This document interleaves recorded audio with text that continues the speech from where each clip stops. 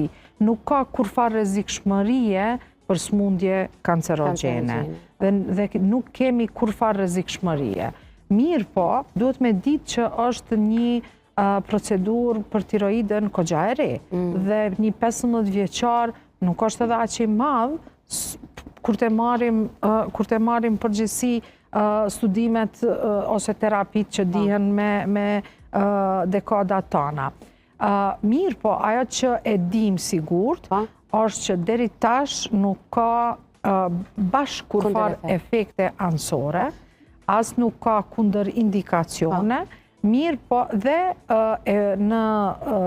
e zvogëlon inflamacionin, ajo është e vërtetume, e ul nivelin e antitrupave dhe e normalizon TSH-n, do më thënë ndihmon në prodhimin e hormoneve të tiroidës prej vetë